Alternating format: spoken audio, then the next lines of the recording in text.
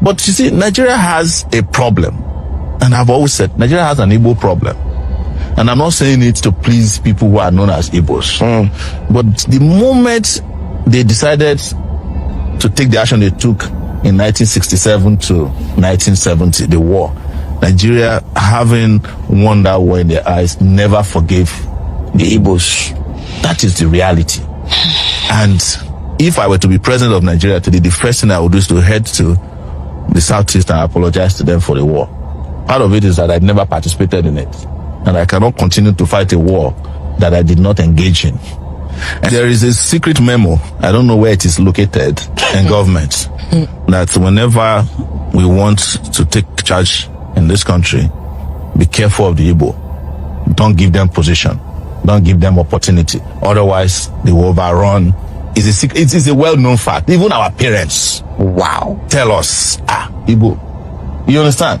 Some of them even say unconsciously. They even say it on radio shows in this country. So don't let us lie to ourselves, because except we bring this out openly and discuss, it's a taboo that we have refused to discuss. True. We are not going to solve the problem. It is the reason why the federal government of Nigeria feels that in 2024, detaining Nnamdi Kanu against all the court orders, against all the court rulings, is the only way to go.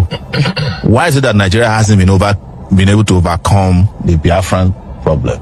It's because Nigeria never addressed what the Biafrans were asking for before the war. What were they asking for? They were asking for to be treated not as second-class citizens in this country. Don't you know what happened, the Cup Pogrom in this country, where people were slaughtered and their bodies and their heads placed inside the train going down south? Yes, from the north, from the mid, the different parts of the north. Are we ignoring that? So that happened before the war. Before the war, that's what they call pogrom.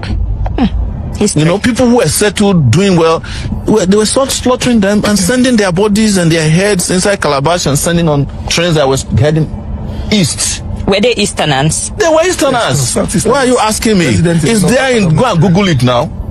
So you expect that will happen, and then there was a war that eviscerated 3 million people. Wow. And when the war was over, you just say, oh, nobody was vanquished, nobody was victorious. And then 3 hours. But you still kept a memo and said, don't trust them. Collect people money, yes, give them £20. And then you took their properties. So Ojukwu did not get back JAMB until 1992, now his father's house, that is known as JAMB headquarters here in Ikoyi. It was after he came back from Ivory Coast. It was Babangida, I think, that gave him back the property. So any country that is perpetually carrying out systemic injustice against will lose more citizens than they should have. The reason why these countries that are work is because citizens believe in their country. And you cannot force that belief. It has to come through social justice. True. It has to come through economic justice.